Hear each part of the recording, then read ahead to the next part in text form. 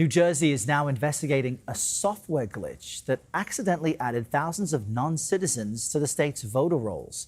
Democratic Governor Mikie Sherrill says 6,600 voters were wrongly registered, but fewer than 400 actually voted in elections. They were registered as Democrats, Republicans, and independents. Sherrill quickly shut down claims that any elections were affected. Let me be clear. Donald Trump has zero credibility on the issue of election integrity.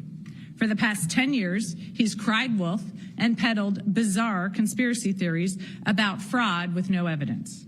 We have no evidence at this time that any elections were swayed.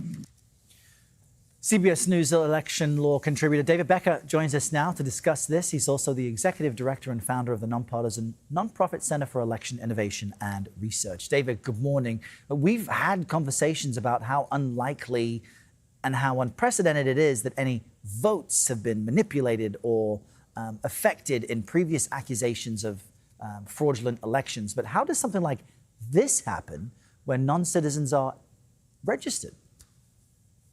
Yeah, good morning, Errol. It looks like what happened here was a vendor who works for the New Jersey Motor Vehicles Agency created a technical glitch where the person engaging with the Motor Vehicles Agency was completely honest and told them of their status. Of course, it's legal to get a license if you're a resident non-citizen in the United States.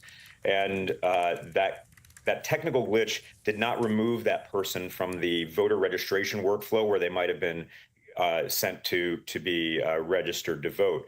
And the total number of people that this occurred for during a one-year period was 6,600. That is about 0.1% of the total voter registration in New Jersey. And then less than 10% of those people actually voted, which is not surprising.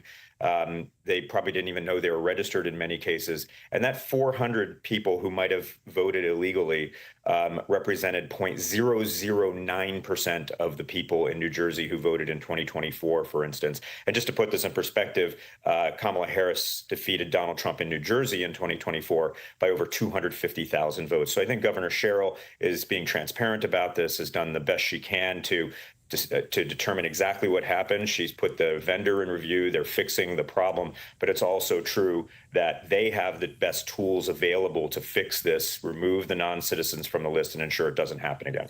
And as you well know, most people aren't steeped in these issues. They will most likely just hear about the headline without knowing the specifics. And so it raises concerns. We know President Trump is pushing for a voting reform bill that would force people to show ID and proof of citizenship in order to vote. So what's your take on that effort as we hear about things like this?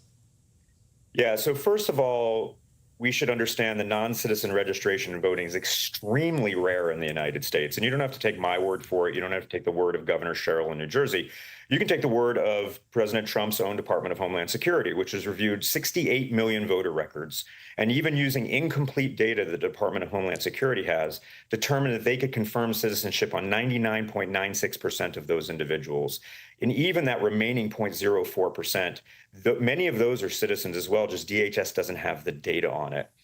With regard to the SAVE Act and the efforts to require documentary proof of citizenship, whether that occurred or not, it wouldn't have stopped something like this. You still need to store that data, make it reviewable by government officials. So regardless, this is a situation where the people were totally honest about their citizenship status. The technical details, the technical system let us down. The vendor let the state of New Jersey down. This happens extremely rarely. It's discovered. And once again, the states are showing they have the best data to determine citizenship, much better than what the federal government has. And they're doing what they need to keep our elections secure and prevent non-citizens from getting onto the list. Yeah, humans make mistakes, computers make glitches. But what I'm hearing from you is that there are also human safeguards in place to catch this when it unfolds. David Becker, we appreciate you joining us this Wednesday.